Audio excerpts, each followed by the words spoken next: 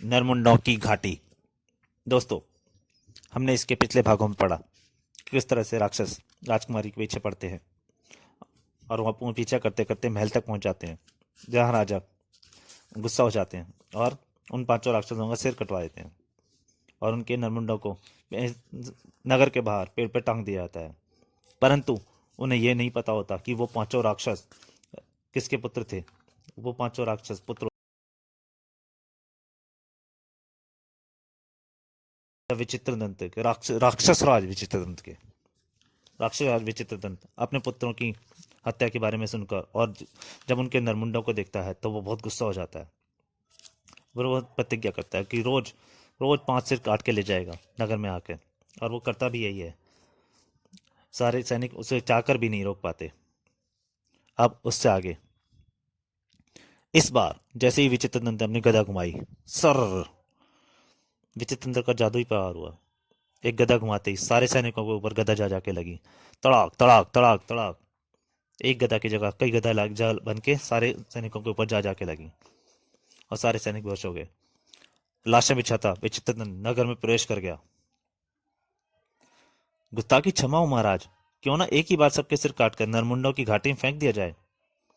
नहीं नहीं सेनापति प्रदूषण, अगर किसी को अपनी मृत्यु के सही समय पर न आने वाली मौत के रूप में पता चल जाए तो मृत्यु पूर्व भी 1000 बार मरता है। हा हा हा हा हा। मौत बरसाता हुआ नगर में पहुंचा हुआ। खरसूल, जला डालो इनके मकानों को, बचाओ आग। और खरसूल के मुंह से आग निकल निकल के सबको जला रही थी। सारे नागरिकों में भय था। भागो, विचित्र आ गया, वह 5 सिर काटने आया है, भागो भागो। विचित्र दंत की गदा बिजली की तरह चमकी, खटाक खटाक, और वो 5 सिर उसने काट लिए। वापस चलो सेनापति, हमें 5 सिर मिल चुके हैं, हा हा हा। जबकि असहाय नागरिकों की चीखों से नगर का कोना कोना करुणा से भर उठा।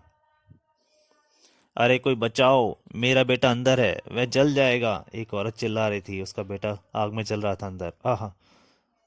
ए ईश्वर, क्या तूने अपनी आंखें मूंद ली हैं? इतनी तबाही व बर्बादी देखकर भी तू चुप क्यों है? क्या मेरी पुकार तुझ तक नहीं पहुंच रही भगवान? क्या तू भी इस शैतान विचित्र की शक्ति के आगे विवश हो गया है? हमारी मदद कर, हमारी मदद कर प्रभु। उस औरत की ये चीख पुकार कहीं पहुंचती है, एक गुफा तक, एक पहाड़ पे जहां कोई तपस्या कर रहा होता है। ओम।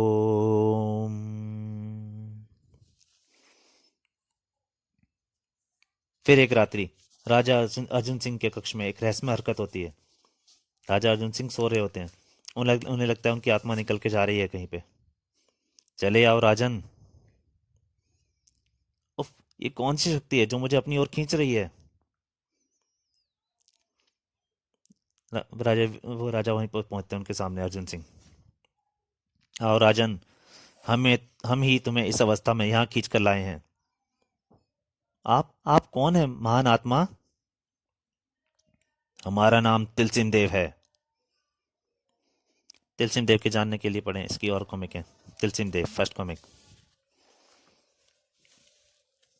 तिलसिन देव? हाँ राजन, मानव कल्याण का बीड़ा उठाया है मैंने। पृथ्वी पर जहां भी अत्याचार होंगे, लोगों की पुकार सुनकर वहां पहुंच तिलसिन देव अवश्य पहुंचेगा। राजन, तुम्हारे नगर पर विचित्र दंत नाम के राक्षस ने तबाही मचा रखी है।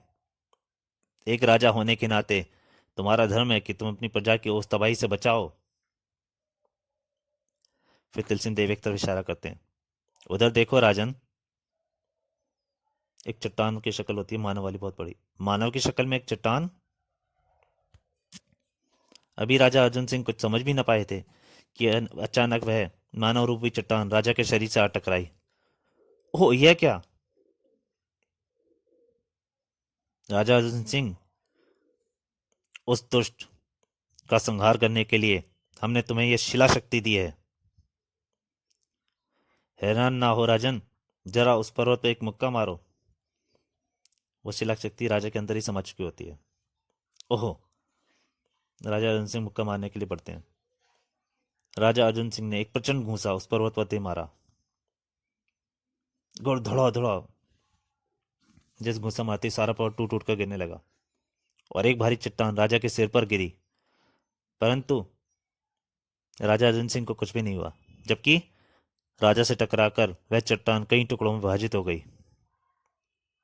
देखा राजन, अब तुम पर किसी भी अस्त्र शस्त्र का वार बेकार साबित होगा।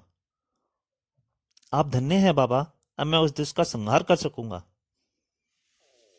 तो जाओ राजन, जैसे ही उस पापी का अंत होगा, शिला शक्ति स्वयं तुम्हारा साथ छोड़ देगी। उनके बोलती आत्मा वापस अपने आप उड़ चली, यह धीरे करके अपने आप राजा अर्जुन सिंह के शरीर में शामिल हो गई। परंतु सुनाई दिया, ध्यान रहे राजन, जब तक विचित्र दंत अपने स्थिर रथ पर रहेगा तुम उसे नहीं मार सकते। ओह,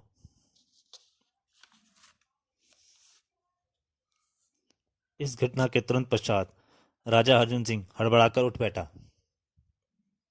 उफ, क्या ये स्वप्न था? हाँ, स्वप्न ही तो था।